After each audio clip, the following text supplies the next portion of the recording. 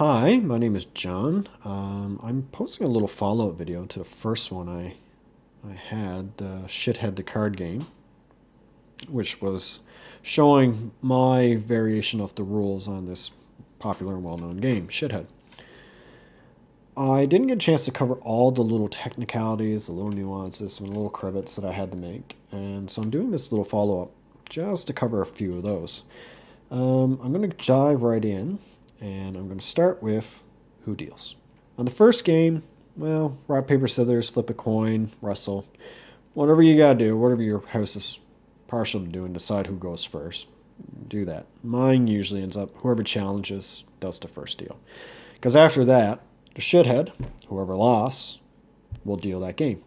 And the shithead always deals. The king shit, whoever went out first, in say a 3+ player game, that's the person that's going to play first, regardless of where they're sitting or where everybody's sitting. So the shithead deals, and the winner, the king shit, he's going to play first. This is important because on the first hand, this first card is played face up, so everybody gets to see it. On the subsequent hands, that's not the case. It's actually played face down. The reason is the king shit gets an extra card, and that's the prize. It doesn't seem like much, and I guess really it isn't at the end of the day, but it is a 1-card advantage. And it seemed like a nice idea when me and my friends play it, and we kind of got in the habit of doing it.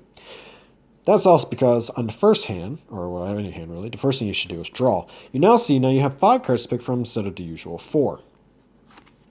And then you play accordingly. This happens from the second game onward. This is how you know who deals, and this is why the cards face down. Now, you ain't got to do that. You could always leave it face up, and it doesn't matter. But we play it as a prize. It gives a little incentive to, hey, well, bad enough you got to deal, shithead, but I also get an extra card, so insult to injury. Sort of. The second thing I want to cover is runs, which is, in my variation, when you're playing a game, there's going to be situations where, and I'm about to show you, my opponent plays me a card. I start my hand by drawing, and I'm going to play a pair of 5s. Because remember, playing 1, 2, 3, or all 4 kind of clear, doesn't matter in this game. But because I played a pair, I'm now short 1 card. I had to replenish back to the minimum of 3. But hey, this card matches. Because it's chaining into my turn, I'm going to play that one well. And yes, I get to replenish again, and I will do so as long as that goes on. This, then, because would continue chaining, because it's still all 5s, would lead me to a clear, in which I would discard. I'm not saying that happens a whole lot. It really doesn't. But it has come up from time to time. Usually you get one, not seldom where you get all of them, but it does crop up. And then, yeah, everything's discarded and you carry 4. So this is what a chain is in the game. The second place, and probably where you're going to be aiming for the most, is at the end of the round, when all the cards are gone and we're down to the last card. Somebody played, it's down to your turn, back and forth, and I got down to the last 2 cards in my hand. The last 2 cards in my hand, because I was selective in keeping them, actually matches the 2 I held. I was looking for them. As we were playing out the hand, mentioned earlier, I was looking for these 2 cards because I had a pair placed down here.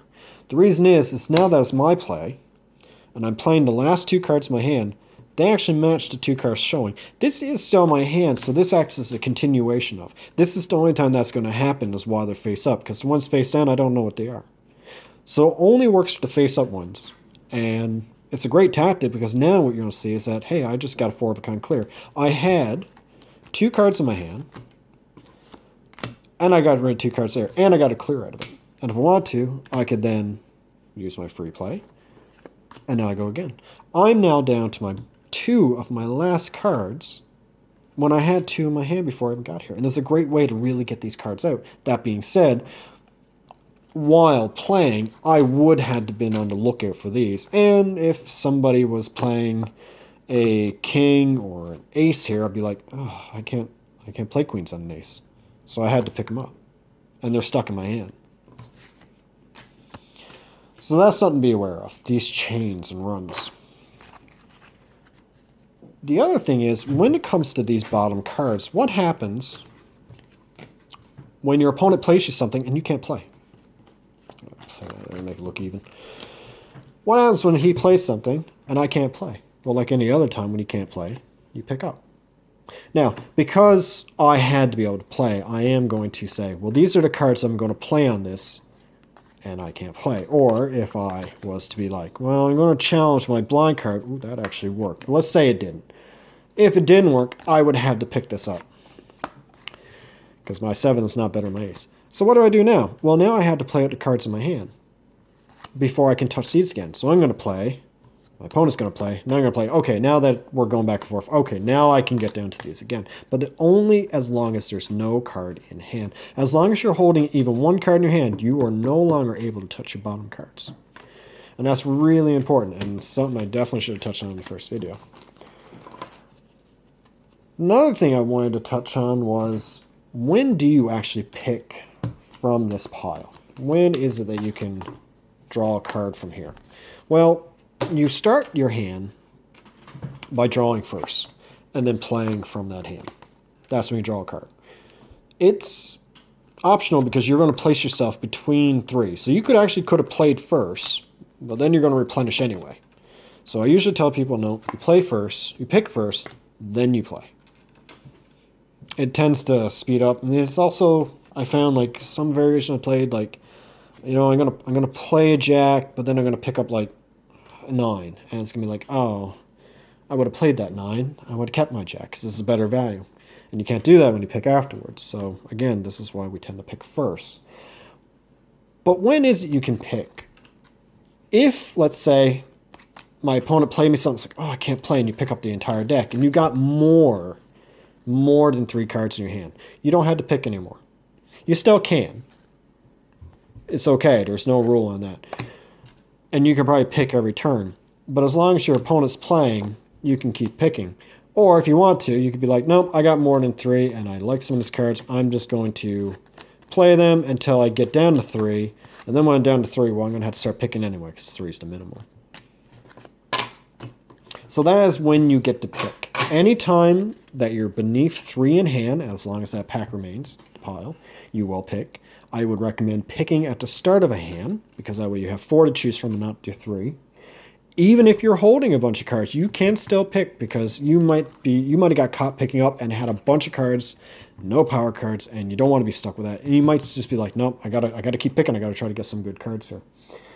So that, I think, covers most of the little nuances. You know who deals.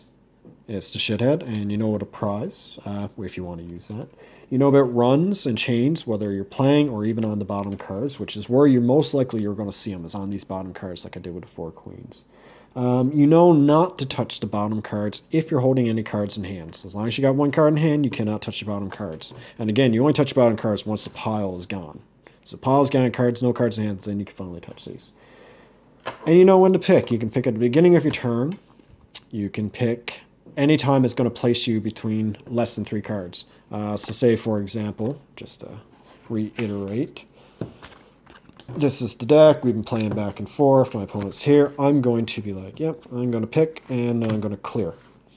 And because I cleared, I got to play again. But see, I'm going to be less than 3 cards the moment I play. So I'm going to actually pick first, so that when I play, I will have 3 cards. Now again, if I had, say, 6 cards, I could be like, you know what, I don't want to. I'm just going to play this. And you can play, and you can do this. You can play just out of your hand as long as you have more than 3. The second you go beneath 3 and there's a pile there, you're picking up. So yeah, that covers most of it. I think that's actually probably going to cover everything now. Like the first video, if there's any questions, comment, please leave them. I will definitely get back to you. I'm hoping this is as clear as possible. And again, I hope you really enjoy this game. Thank you. Bye.